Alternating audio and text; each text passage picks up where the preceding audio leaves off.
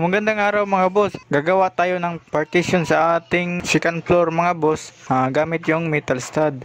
Mas magaan lang siya kumpara sa CHB. Yan, so mag-isa lang tayong gumawa nito mga boss. So kaya-kaya lang ito ng isang tao.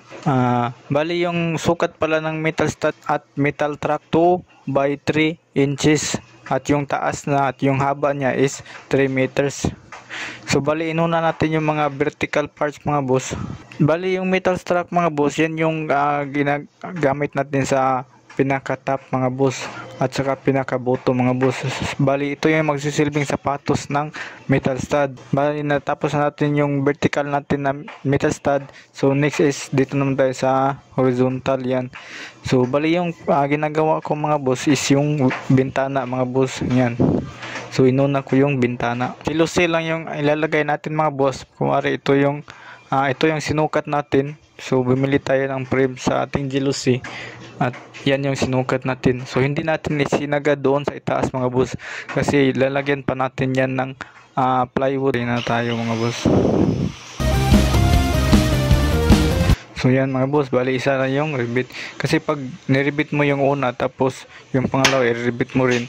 So dalawa yung ribbit mo, may posibilidad na bubukol yung metal stud. So mas maganda sabay silang i-ribbit lang ng ating biniling ribbit. So ito yung ribbiter natin mga boss na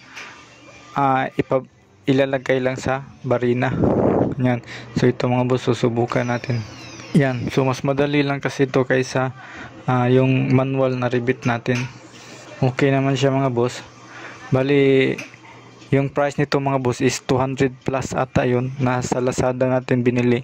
So i-reverse mo lang para lalabas yung pinag-ribitan natin. Tapos balik mo.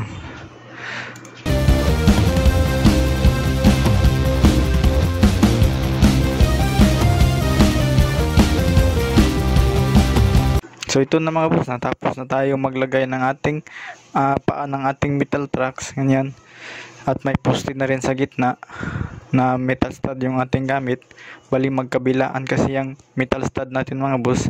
Yan, nakaharap yan dyan at saka yung sa kabila is nakaharap dito sa gilid. Yan, yan yung ating metal stud sa mga boss is naka-rivets po yan sa ating trusses mga boss. Ayan.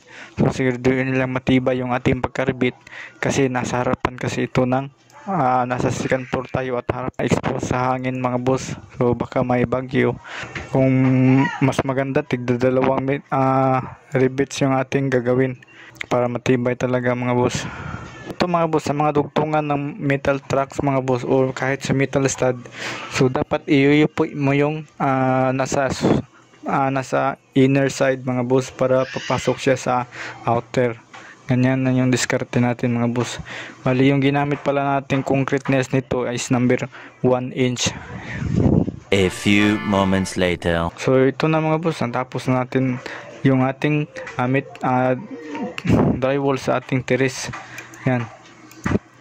So bali magkalapit lang yung distansya natin dito mga boss para mas matibay talaga yung ating pagkagawa mga boss.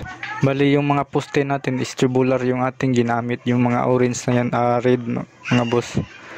Yan. So bali yung sukat natin dito mga boss is yan, 13 inches. So 13 inches yung sukat, yung distansya natin mga boss.